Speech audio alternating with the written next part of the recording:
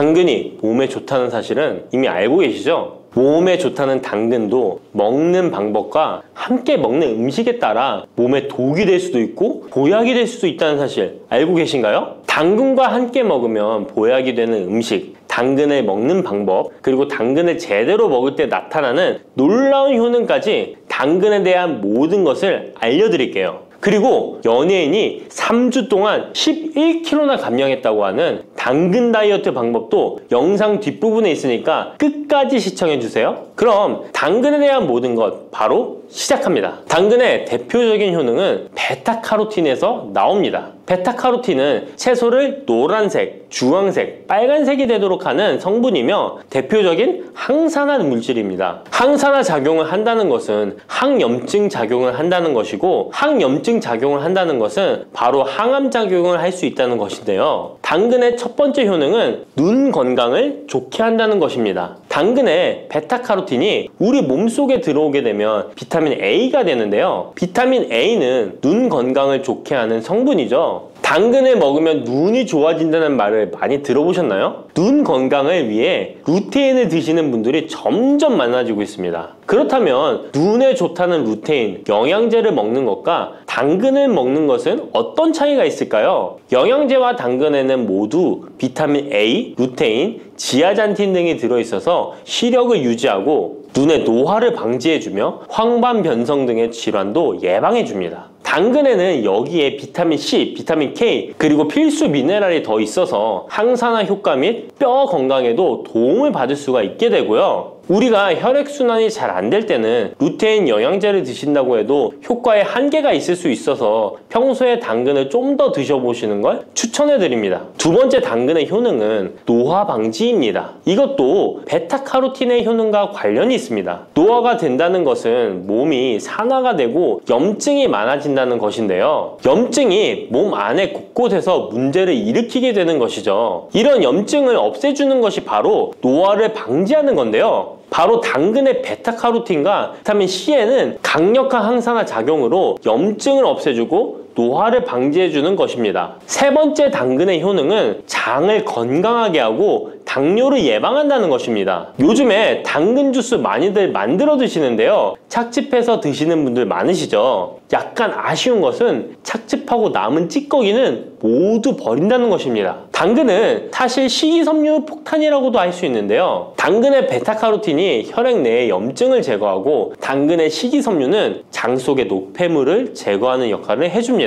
장 속에 유산균이 살아가려면 유산균의 먹이가 있어야 되는데요. 이 먹이를 프리바이오틱스라고 합니다. 그리고 프리바이오틱스의 역할을 해주는 것이 바로 당근의 식이섬유입니다. 또한 식이섬유는 당을 흡착하여 배출해주는 효능이 있습니다. 이 효능은 당이 우리 몸에 흡수되는 속도를 늦춰주기 때문에 혈당이 급격하게 오르는 것을 막아주게 됩니다. 이런 과정은 당뇨를 예방하는데 아주 탁월한 효능을 발휘하는 것이죠. 네 번째 당근의 효능은 암을 예방하는 것입니다. 암이 발생하는 여러 이유 중 하나는 염증이 계속해서 발생하기 때문인데요. 폐에 염증이 반복해서 발생하면 폐암이 될 가능성이 높고 위에 염증이 반복해서 발생하게 되면 위암이 될 가능성이 높은 것이죠. 또 한 가지 경우는 혈액순환이 잘 되지 않는 곳에 암이 발생할 가능성이 높아집니다. 혈액순환이 잘 되지 않게 되면 그곳에 영양분이 잘 전달되지 않고 문제가 생겨도 회복이 더디거나 악화가 될 가능성이 높아져서 결국 암으로 발전하게 된다는 것입니다. 이러한 문제들을 해결해 주는 것이 바로 항산화 성분이고 당근의 베타카로틴이 강력한 항산화 작용을 하여 암을 예방할 수 있는 것입니다. 간혹 흡연을 하는 분들이 베타카로틴을 섭취하면 폐암의 발병률이 높아진다고 하여 당근 섭취를 꺼리시는 분들이 있는데요. 걱정하지 않으셔도 됩니다. 암 발생은 당근과는 아무런 관련이 없습니다. 폐암이 발생했던 실험군은 당근을 섭취한 것이 아니고 베타카로틴 영양제를 섭취하는 것이었으며 당근을 섭취한 실험군은 오히려 암 발병률이 낮았다는 연구 결과가 있습니다. 다섯 번째 당근의 효능은 치매 예방입니다. 베타카로틴은 뇌혈관에도 작용을 하게 되는데요. 뇌혈관에 쌓이는 베타 아밀로이드를 제거하여 뇌신경을 활성화시켜주는 역할을 해줍니다. 이렇게 뇌신경이 활성화되면 기억력과 학습 능력이 향상되고 치매를 예방할 수 있게 되죠. 치매는 발병이 되면 치료하는 것은 거의 불가능해서 예방이 정말 중요한데요. 치매를 예방하는 데 가장 중요한 것이 혈관을 깨끗하게 하는 것입니다. 당근의 베타카로틴이 혈관을 깨끗하게 해주는 효능이 있으니 당근을 매일 하나씩 꾸준히 섭취하여 치매를 예방하시길 추천드립니다. 6번째 당근의 효능은 바로 다이어트에 효과적이라는 것입니다. 여성 연예인이 당근 다이어트로 3주 동안 11kg을 감량한 사실도 있는데요. 이런 효과를 누릴 수 있는 이유가 당근에 함유된 식이섬유 때문입니다. 풍부한 식이섬유는 포만감을 주고 섭취한 당 성분과 지방 성분을 배출시켜주는 역할을 하기 때문에 다이어트에 탁월한 효능이 있는 것이죠. 그렇다면 연예인이 활용했던 당근 다이어트 레시피 지금부터 알려드릴게요. 먼저 당근을 잘 씻어서 잘게 채를 썰어줍니다. 당근 1개에 소금 1스푼을 넣어서 10분 정도 저어주시고 절인 물은 꼭 짜서 버려줍니다. 그리고 올리브오일과 식초에 버무려 밀폐 용기에 담아 냉장고에서 2~3시간 숙성하신 후에 드시면 됩니다. 먹을 때는 사과를 채 썰어서 함께 드시면 더욱 맛있게 드실 수 있습니다. 이렇게 좋은 당근도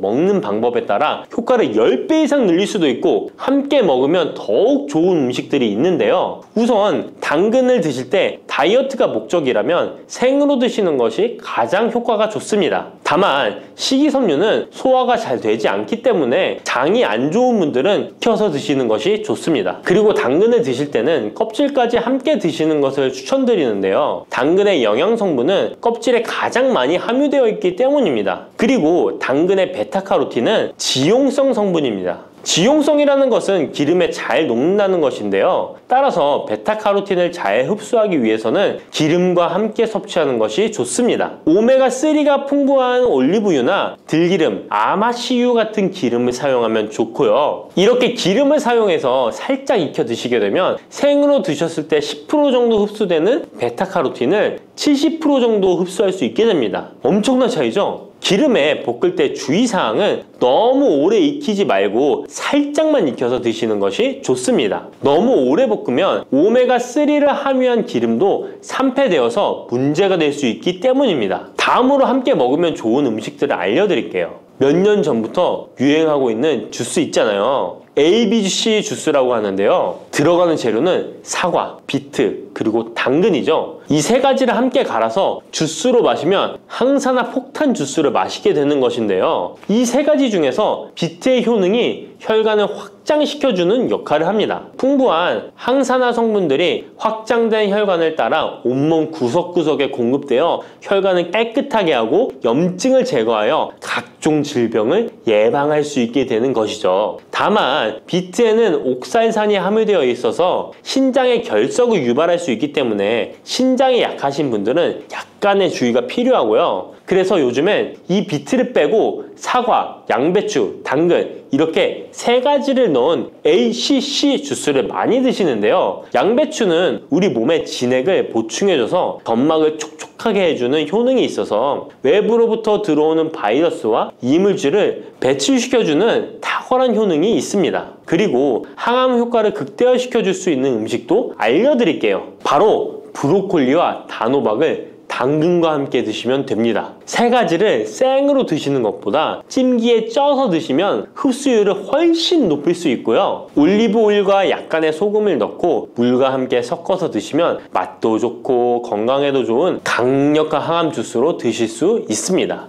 뿌리, 줄기, 이파리까지 버릴 것 없는 대파는 정말 다양한 조리법도 있는데요. 피를 맑게 하고 내장 지방을 없애주며 장 건강에도 좋은 풍부한 영양소들도 함유되어 있어 반드시 먹어야 하는 채소 중 하나입니다. 이런 대파도 함께 먹으면 보약이 되는 음식이 있고 또 독이 될 수 있는 음식도 있습니다. 그리고 먹는 방법에 따라 효능도 다르다고 하니 다양한 방법으로 드시는 것을 추천해드리고요. 그럼 지금부터 대파의 효능과 함께 먹으면 보약이 되는 음식 3가지와 독이 되는 음식 2가지까지 알려드리겠습니다. 그리고 대파의 특급 레시피 4가지와 대파 보관법까지 대파의 모든 것 알려드릴게요. 우리나라에서는 통일신라 때부터 재배를 했다고 알려져 있습니다. 그만큼 오랫동안 재배하고 식탁에 올라온 채소인데요. 대파 특유의 향이 다른 식재료의 잡냄새를 제거하는데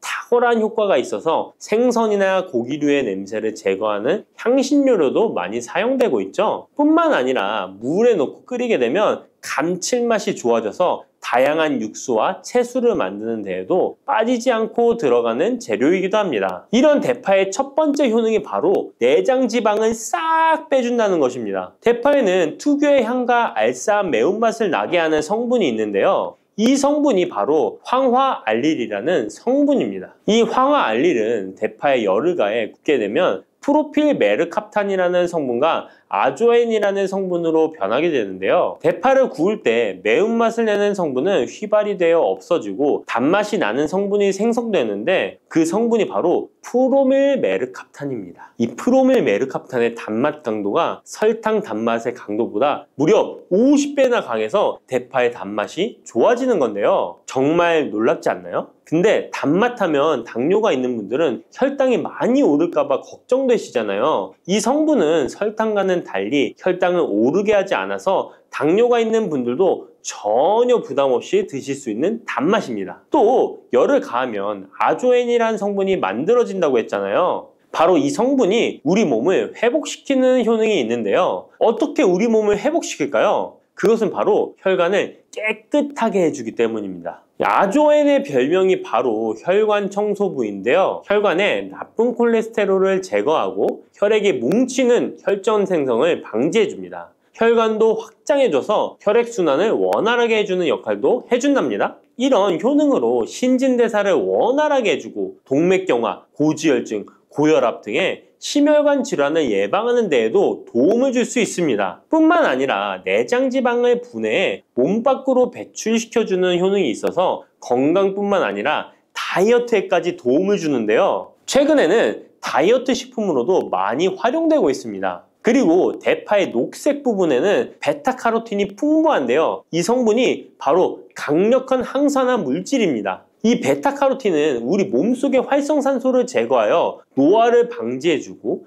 피부의 탄력을 유지하여 주름을 예방하는 효과도 탁월하여 피부 미용에도 좋은 영양소입니다. 그리고 면역세포의 기능을 강화해주어 감기나 독감 등의 질병을 예방하고 알레르기 반응을 억제해주는 효과도 있습니다. 또한 베타카로틴은 눈의 피로도 해소해주는데요. 시력을 보호하고 야맹증과 안구건조증을 예방하는 데에도 도움을 줄 수 있습니다. 대파의 베타카로틴은 구울 때 2.5배나 증가한다고 하는데요. 이런 대파의 효능을 극대화해 먹을 수 있는 방법이 있습니다. 대파의 특급 레시피 소개해드리겠습니다. 우선 대파를 깨끗하게 씻어주시고요. 5cm 정도로 잘라주십니다. 대파를 반으로 갈라주셔도 되고 그냥 사용하셔도 됩니다. 기름을 두르지 않은 팬에다가 대파를 올려서 구워주시는데 앞뒤로 골고루 약간 탄 것 같이 잘 구워줍니다. 이제 장을 만들어 줄 건데요. 물을 2컵 넣어주시고요. 간장을 반컵 넣어줍니다.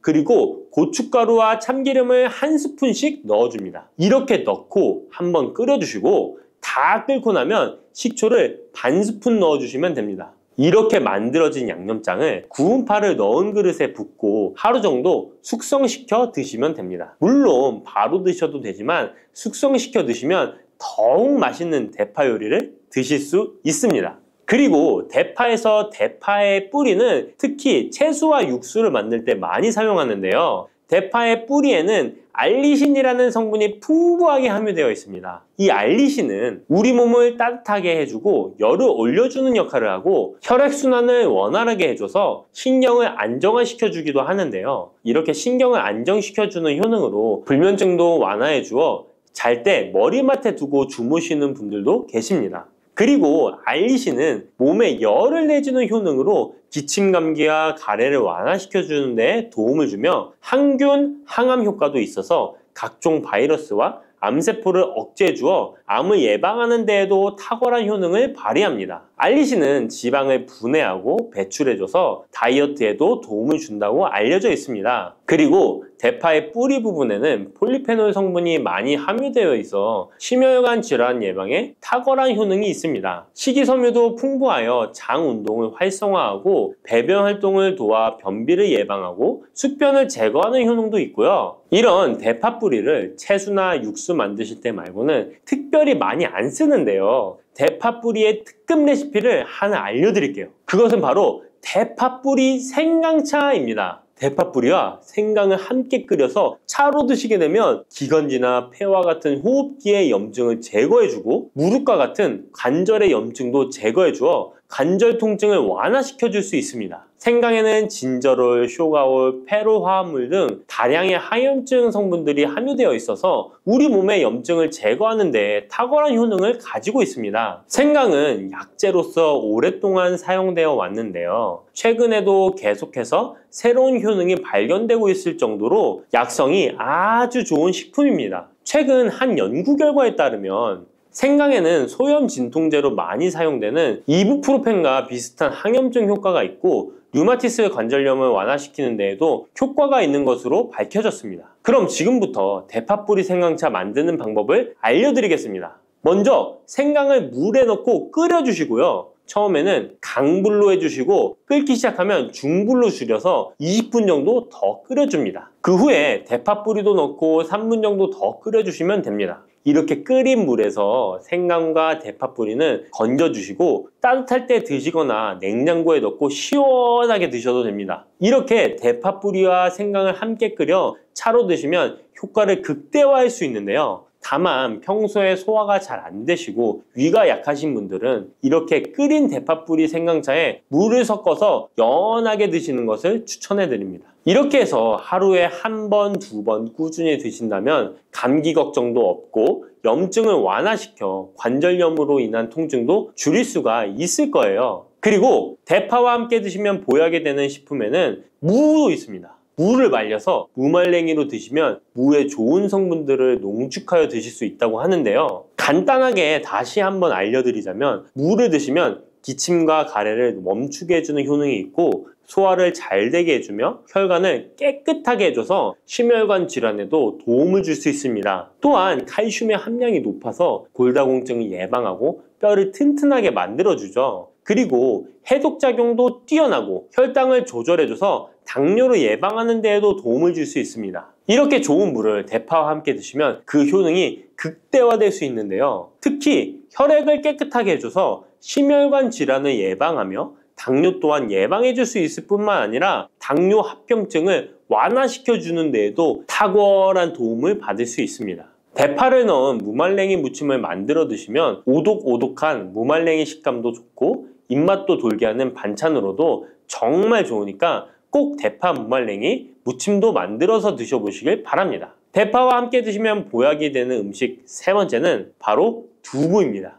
이 대파와 두부가 만나면 우리 몸에 에너지를 공급하여 활력이 넘치도록 도와줍니다. 그 이유는 바로 대파의 알리신 성분과 두부의 비타민 B1이 만나면 알리티아민으로 전환이 되는데요. 이 알리티아민이 비타민의 체내 흡수율을 높여주고 신진대사를 촉진해서 우리 몸의 피로를 회복하고 에너지를 불어넣어 주기 때문입니다. 그럼 여기서 대파 두부조림 맛있게 만들어 드시는 특급 레시피 알려드릴게요. 먼저 잘 씻은 대파를 어슷썰기로 썰어 주시고요. 두부는 정사각형으로 깍둑 썰기를 해줍니다. 먼저 두부를 기름을 두른 팬에 구워주시고요. 노릇노릇해지면 썰어놓은 대파를 넣어줍니다. 간장을 2스푼 넣어주시고요. 고소한 참깨도 뿌려서 잘 익혀주시면 대파 두부조림 완성입니다. 정말 맛있겠죠? 이렇게 만든 대파 두부조림을 드시고 활력 넘치는 하루를 보내실 수 있을 거예요. 대파와 함께 드시면 보약이 되는 음식 네 번째 알려드릴게요. 그것은 바로 대파 팽이버섯 부침입니다.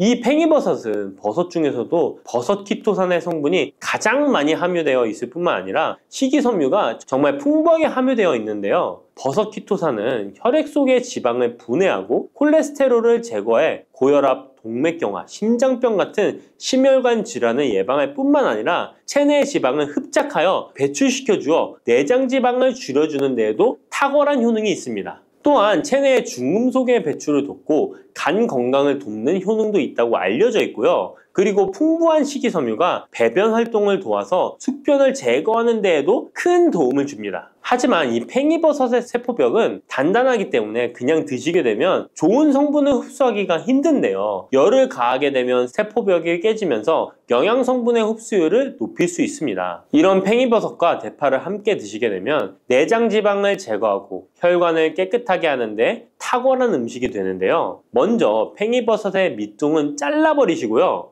팽이버섯을 적당한 크기로 잘 썰어줍니다. 그리고 흐르는 물에 잘 씻어줍니다. 그리고 대파는 어슷썰기로 잘게 썰어주시고요. 적당한 용기에 계란을 풀어주세요.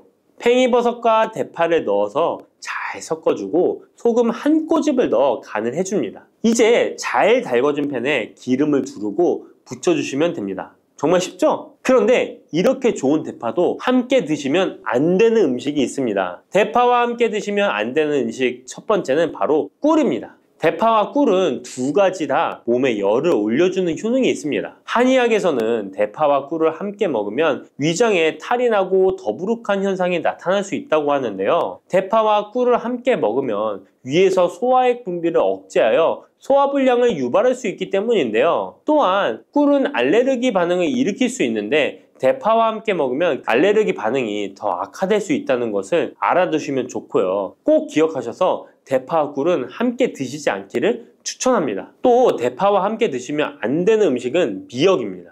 미역과 대파 둘 다 알긴산이라는 성분이 있는데 이 알긴산은 미끌거리는 식감이 있습니다. 함께 드시게 되면 식감이 안 좋은 이유도 있지만 식감보다도 더 중요한 이유가 있습니다. 왜냐하면 파에는 인과 유황 성분이 있기 때문인데요. 미역과 파를 함께 드시게 되면 파의 인과 유황 성분이 미역에 함유된 칼슘의 흡수를 방해하게 됩니다. 미역에는 칼슘 함량이 높아서 골다공증 예방에 좋은 효능이 있는데 이 효과를 떨어뜨리게 되는 것이고요. 미역국을 끓일 때 대파로 채수를 내어 시원한 미역국을 끓여 드시는 분들이 계신데 절대 미역국을 끓일 때 대파는 사용하지 않으셔야 합니다. 자, 다음으로는 대파 보관하는 법을 알려드릴게요. 대파를 한 단 사면 양이 많아 한 번에 드시지 못하는 경우가 많은데요. 대파를 보관하실 때는 씻지 않고 흙이 묻은 채 보관하는 것이 좋지만 사용하기 불편하기 때문에 씻어서 보관하는 방법 알려드릴게요. 우선 잘 씻은 대파를 줄기와 잎부분으로 나눠 잘라주시고요. 물기를 제거하고 키친타올을 넣은 지퍼백에 줄기와 잎부분을 나눠 담아 냉장고에 보관해 주시면 됩니다. 이렇게 하시면 2주에서 3주 정도는 보관 가능하시고요. 더 장기간 보관하시려면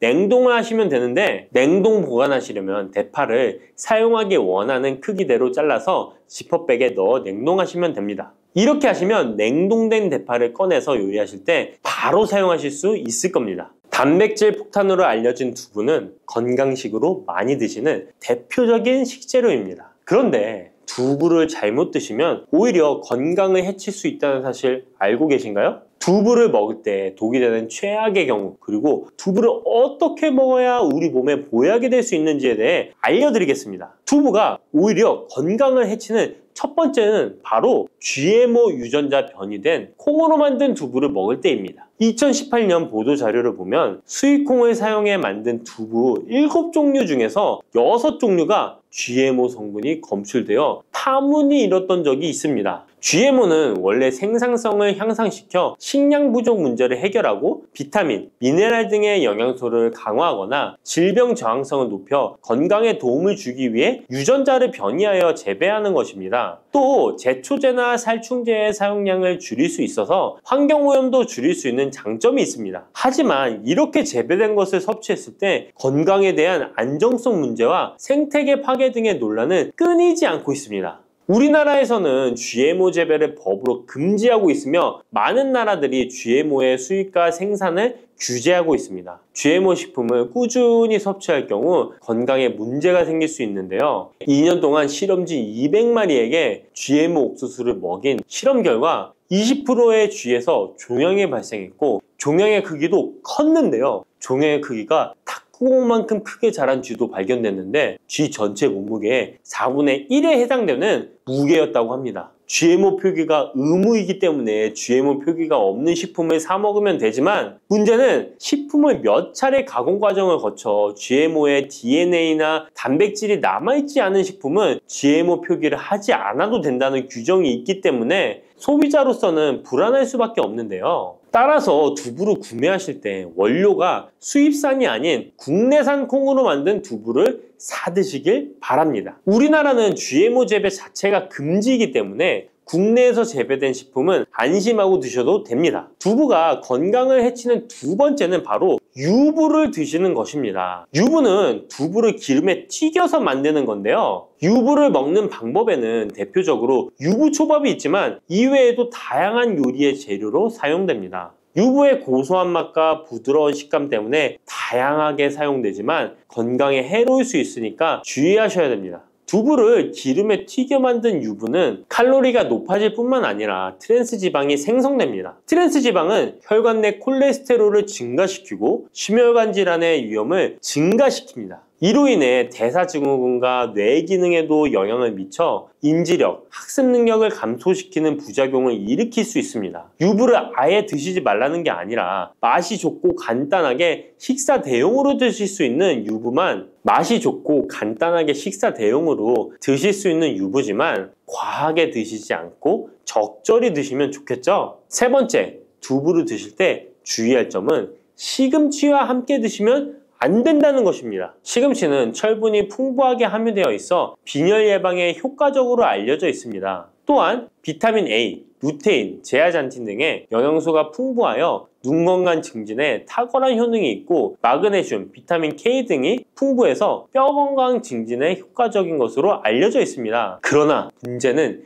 시금치에 함유된 옥살산입니다. 이 옥살산이 두부의 칼슘과 결합하여 수산칼슘이라는 성분이 만들어지는데 이 성분이 결정을 이루어 신장이나 요로에 쌓여 결석이 됩니다. 신장결석, 요로결석이 되어 극심한 통증을 유발할 수 있다는 것입니다. 시금치를 드실 때는 두부와 같이 칼슘이 많은 음식을 피하시고 별도로 섭취하시는 게 좋겠습니다. 네 번째, 두부를 드실 때 오히려 해가 되는 경우는 갑상선이 약하신 분들입니다. 두부에는 사포닌이라는 성분이 함유되어 있는데 사포닌을 많이 섭취하게 되면 요오드가 몸 밖으로 과도하게 배출될 수 있습니다. 요오드는 갑상선 호르몬의 합성과 조절을 돕는 아주 중요한 성분인데요. 요오드가 부족하게 되면 갑상선 호르몬인 티록신의 생성이 부족하게 되어 갑상선의 기능을 제대로 하지 못하는 상황이 발생할 수 있습니다. 이렇게 되면 갑상선 저하증이 생길 수 있고 무기력해지고 피로가 회복이 잘 안 되며 우울증, 부종, 집중력 저하 등의 다양한 증상을 야기할 수 있습니다. 갑상선에 문제가 없는 분이라면 두부를 많이 드셔도 문제가 되지 않지만 이미 갑상선이 약하신 분들에게는 안 좋은 영향을 줄 수 있는 것입니다. 그렇다면 두부는 어떻게 드셔야 두부의 효능을 최대한 높일 수 있는지 알려드리겠습니다. 두부는 기본적으로 단백질이 풍부한데 이뿐만 아니라 리놀렌산, 레시틴, 피토스테롤 등의 성분이 풍부해서 몸 안의 콜레스테롤 수치를 낮춰주고 혈액순환을 원활하게 해서 동맥경화, 심근경색, 뇌출혈 등의 심혈관 질환을 예방할 수 있습니다. 또한 두부는 체력과 근력을 유지하는 데 큰 도움을 주는데요. 바로 두부의 풍부한 단백질 때문이죠. 근육은 매일 일정량이 새로운 근육으로 대체되기 때문에 매일 단백질을 공급해줘야 되는데요. 우리 몸에 단백질을 공급해주기 위해 정말 유용한 음식이 두부인 것이죠. 또한 두부에는 콜린이 풍부한데 콜린은 알츠하이머성 치매를 예방하는데 탁월한 효능을 발휘하게 됩니다. 두부는 탈모 예방에도 도움이 되는데요. 머리카락의 원료인 단백질을 보충하는데 도움이 될 뿐만 아니라 이소플라본이 풍부해 남성 호르몬을 조절해줍니다. 따라서 호르몬성 탈모 예방에 도움을 줄 수 있는 것입니다. 또한 두부는 건강하게 장수하는 데 도움이 되는데요. 많은 과학자들의 연구 결과 건강하게 장수한 사람들의 특징이 식물성 단백질을 꾸준히 섭취했다는 사실을 발견했고 동물성 단백질을 식물성 단백질로 바꿔 섭취했을 때 사망의 위험성이 낮아진다는 연구 결과도 있습니다.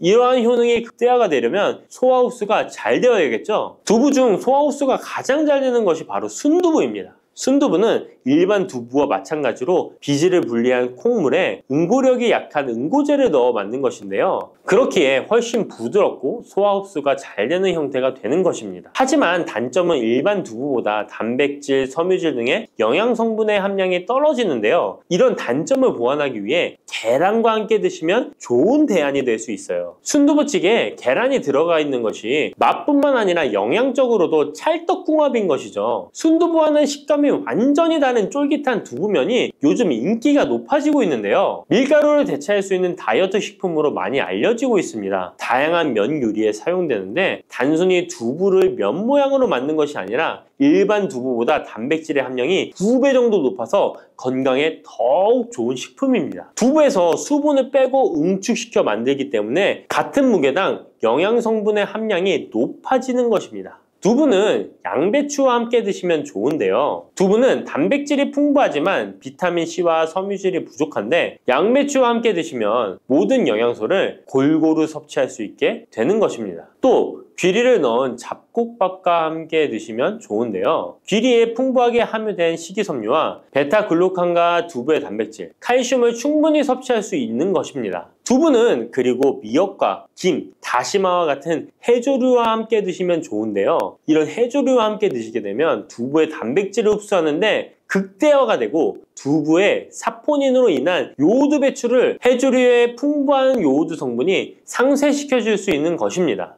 두부와 함께 먹으면 좋은 음식으로는 토마토가 있습니다. 토마토에는 라이코펜이라는 강력한 항산화 성분이 함유되어 있어서 세포의 노화를 방지하고 활성산소를 제거하여 혈관을 건강하게 보호하며 암을 예방하는 효능도 있습니다. 두부와 토마토 그리고 계란까지 함께 살짝 볶아 드신다면 풍부한 영양 성분을 섭취할 뿐만 아니라 암 예방과 체중 감량에도 좋고 피부 미용에도 탁월한 효능을 누릴 수 있습니다.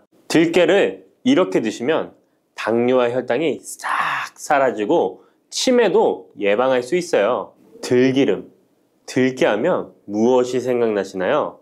들기름에 북어와 미역국을 구수하게 볶아 시원한 북어 미역국을 끓여 먹어도 정말 맛있죠? 건강에도 좋다는 이 들기름과 들깨 잘못 먹으면 암에 걸리고 혈관 건강에도 악영향을 줘서 치매도 유발할 수 있다는 사실 알고 계셨나요? 들깨의 효능과 어떻게 먹을 때 건강을 해쳐 암에 걸리고 치매를 유발하는지, 그리고 어떻게 먹는 것이 건강하게 먹는 방법인지, 어떻게 보관하는 것이 가장 좋은 방법인지 들깨에 대한 모든 것 알려드릴게요. 나이가 들면서 산책하기도 힘들고 관절이 쑤시고 무릎 통증 때문에 힘드시지 않으신가요? 들깨의 첫 번째 효능은 바로 관절염에 좋다는 것입니다. 무릎이나 관절 통증 때문에 병원에서 진통제를 처방받으시잖아요. 이때 처방받는 진통소염제의 역할은 몸속에 프로스타글란딘이라는 물질의 생성을 억제해서 통증을 막아주는 건데요. 들깨 속에는 식물성 오메가3 지방산인 알파리놀렌산이 함유되어 있는데 이는 체내에서 염증을 일으키는 프로스타글란딘의 생성을 억제하는 데 아주 좋은 효능을 발휘합니다. 우리가 오메가3를 먹는 이유 중에 하나도 혈관 건강이나 피를 맑게 해준다 등의 역할도 있지만 몸속에 미세 염증을 잡아주는 역할도 있어 드시는 분들이 정말 많은데요. 들깨가 바로 이런 염증 유발물질을 억제해줘서 진통 역할을 한다는 것이에요. 그리고 들깨의 두 번째 효능은 바로 뼈 건강에 도움을 준다는 것입니다. 들깨는 관절염과 무릎 통증을 완화시켜주는 성분이 들어있을 뿐만 아니라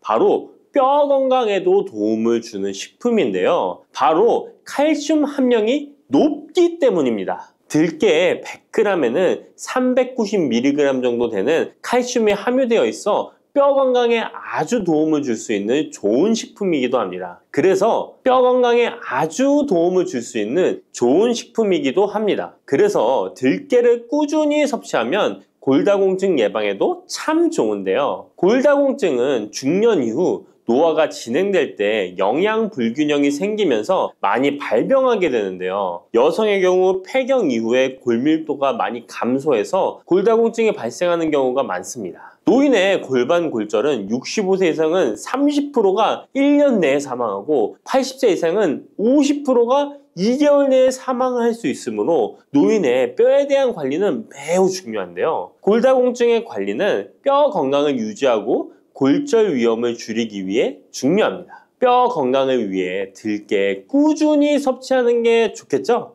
나이가 들면서 깜빡깜빡하는 일이 잦아지고 기억력이 떨어져 고민되시는 분이 많으시죠? 이제 걱정하지 마세요. 세 번째 들깨 효능은 바로 뇌 건강, 뇌신경을 튼튼하게 해주고 기억력을 높여주며 치매를 예방하는 데 도움을 준다는 것입니다. 이렇게 좋은 효능이 있는 이유는 들깨에 바로 아까 잠깐 말씀드린 오메가3가 풍부하게 함유되어 있기 때문입니다. 오메가3는 등푸른 생선에 많이 함유되어 있다고 알고 계시잖아요. 이것은 동물성 오메가3고요. 식물성 오메가3인 알파리놀렌산이 들깨에 많이 함유되어 있는데요. 들깨에 함유된 지방산 중에서 60%가 바로 알파리놀렌산입니다. 이 알파리놀렌산은 뇌신경 보호에 탁월한 효과가 있는데요. 어떻게 뇌신경을 보호하느냐? 뇌신경에 염증을 일으켜 망가뜨리는 사이토카인이라는 물질이 있는데요. 이런 사이토카인 물질의 분비를 감소시키고요. 또 알츠하이머 치매 환자의 뇌에 많이 발견되는 비정상적인 단백질인 베타 아밀로이드도 바로 이 알파리놀렌산이 감소시키기 때문입니다.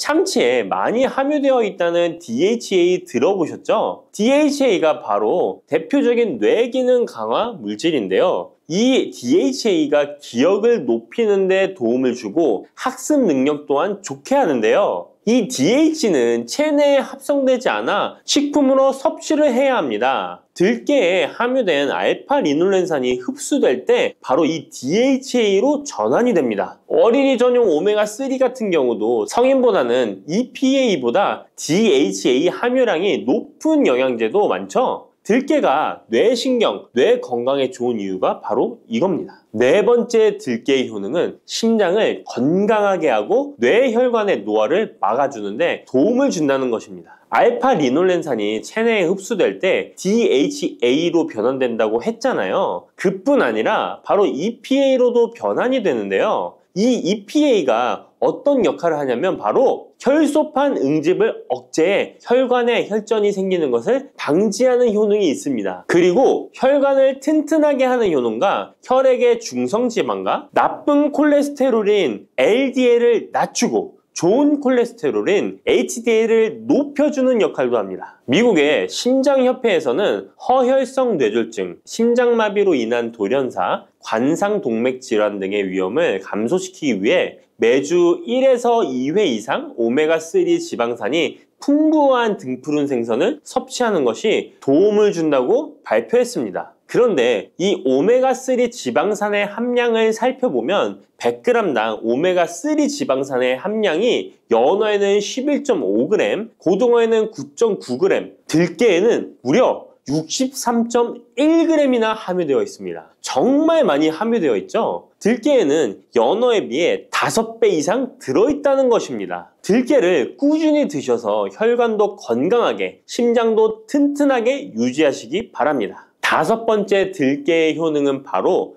변비에 좋다는 것입니다. 들깨의 껍질에는 식이섬유가 풍부한데요. 들깨 100g에는 18g 정도로 풍부한 식이섬유가 함유되어 있습니다. 이 식이섬유는 장내에서 수분을 흡수하게 되는데요. 수분을 흡수하여 대변을 무르게 하고 장 운동도 촉진하여 변비를 예방하는 데 도움을 주는 것입니다. 또한 불포화 지방산이 풍부한데요. 들깨에 함유된 리놀렌산이 대장의 염증을 억제해주고 변비로 인해 발생할 수 있는 대장질환 또한 예방하는 데 도움을 줄 수 있습니다. 여섯 번째 들깨의 효능은 바로 췌장을 건강하게 하는데 도움을 준다는 것입니다. 들깨에 풍부하게 함유된 루테올린이라는 성분이 있는데요. 이 성분이 몸 안에서 인슐린에 대한 반응도를 높이는 기능을 합니다. 이게 무슨 말이냐면 췌장에서 인슐린을 조금만 분비하게 돼도 몸 안에서 이 인슐린이 작용을 잘해서 혈당이 급격히 올라가는 것을 막아주고 이렇게 되면 췌장에서 인슐린 분비를 줄일 수 있겠죠. 이렇게 췌장의 부담을 많이 덜어줄 수 있다는 것입니다. 루테올린을 통한 인슐린 반응도가 높아지면 당뇨도 예방할 수 있고 혈당 조절에도 많은 도움을 받을 수 있는 것입니다. 일곱 번째 들깨의 효능은 알레르기성 질환을 예방하는 데 도움을 주는 것입니다. 들깨에 오메가3 지방산이 많이 함유되어 있다고 했잖아요. 이 오메가3 지방산이 염증을 억제하고 면역력을 강화시키는 효과가 있어서 알레르기 증상을 예방하고 완화시키는데 도움을 줄 수 있는 것입니다. 그리고 또 비타민 E가 풍부하게 함유되어 있는데요. 비타민 E는 항산화 작용에 뛰어나고 알레르기 반응을 일으키는 물질인 히스타민의 분비를 억제하는 효과가 있습니다. 알레르기에 처방받는 항히스타민제와 비슷한 기전이라고도 어찌 보면 볼 수 있겠죠. 8번째 들깨의 효능은 빈혈에 좋다는 것입니다. 들깨 100g에는 철분이 약 14mg 정도로 함유되어 있는데요. 이는 시금치의 약 2배에 해당됩니다. 시금치보다도 철분 함량이 높아 빈혈에 도움을 줄 수 있는 것이고, 그뿐만 아니라 들깨에 함유된 비타민 B1, 2는 조혈작용을 도와주는데요. 조혈작용이란 혈액 속의 혈구를 만들어내는 과정을 말합니다. 빈혈이 있는 분들이 들깨를 꾸준히 드신다면 빈혈을 개선하는 데 많은 도움을 받을 수 있는 것이죠. 자, 그런데 이렇게 좋은 들깨도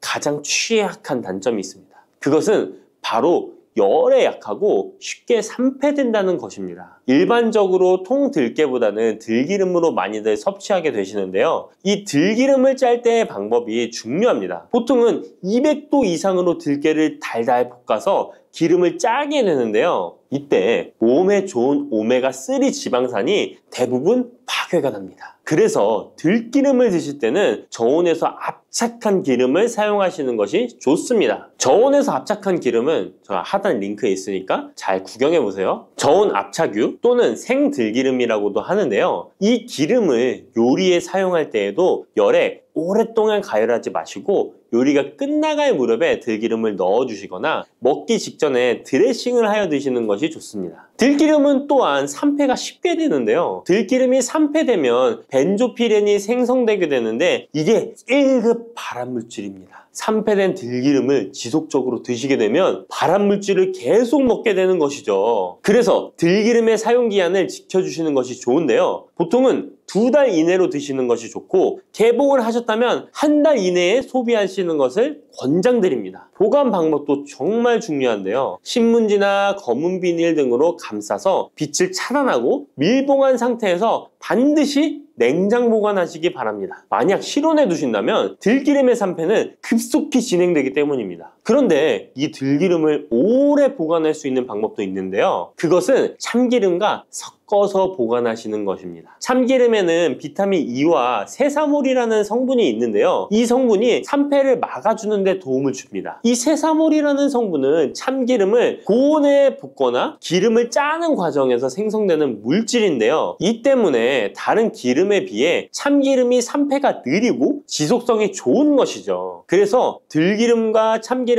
7:3 또는 8:2 정도로 섞어서 보관하시면 조금 더 오래 보관하실 수 있습니다. 그런데 들깨를 기름으로 드시게 되면 들깨 껍질을 섭취할 수 없는데요. 들깨 껍질에 몸에 좋은 식이섬유와 대표적인 항산화 물질인 폴리페놀 성분들을 다 버리게 되는 것입니다. 그래서 들깨를 제대로 드시려면 들기름보다도 통들깨 자체로 드시는 것이 좋습니다. 마트에 가면 통들깨보다도 들깨 가루를 많이 판매하시는데요. 들깨 가루는 산패가 빨리 되기 때문에 통들깨를 구매해 드시길 바랍니다. 통들깨를 구매하시면 그 안에 작은 돌이라든지 이물질이 들어있어 세척을 잘 해주셔야 되는데요. 세척하는 방법 알려드릴게요. 먼저 들깨를 물에 담가 씻어줍니다. 그리고 물 위에 뜨는 것만 채로 걷어 옮겨주시기 바랍니다. 그렇게 하면 바닥에 이물질만 남는데요. 이것을 버리고 또 물에 담가 씻어주고 물 위에 뜨는 것만 채로 걷어 옮겨주시면 됩니다. 이 같은 작업을 3번, 4번 반복해주면 되는데요. 이렇게 하면 통들깨를 깨끗하게 세척할 수 있습니다. 깨끗하게 세척한 통들깨는 자연 건조해 주셔도 되긴 하지만 시간이 오래 걸리니 팬에 담아 약한 불로 건조시켜 주시거나, 쉬운 방법은 전자레인지를 이용하시면 됩니다. 전자레인지를 이용한 건조 방법 알려드릴게요. 세척한 통들깨를 접시에 담아 주시고요. 이렇게 해서 5분 정도 돌려주시고요. 상태를 확인해 줍니다. 아직 덜 건조되었을 거예요. 한 번에 오랜 시간 전자레인지에 돌리면 들깨가 탈 수 있으니까 이렇게 5분 정도씩 돌려가며 상태를 확인해 주면서 완전히 건조될 때까지 이 작업을 해주시면 됩니다. 완전히 건조된 통들깨는 그냥 스푼으로 떠서 드셔도 되고요. 먹을 만큼씩 믹서기에 갈아서 음식에 넣어 드셔도 되고 통들깨 자체로 음식에 넣어 드셔도 됩니다. 이렇게 하시면 들깨를 산패되지 않은 상태로 신선하고 건강하게 버리는 것 없이 드실 수 있습니다.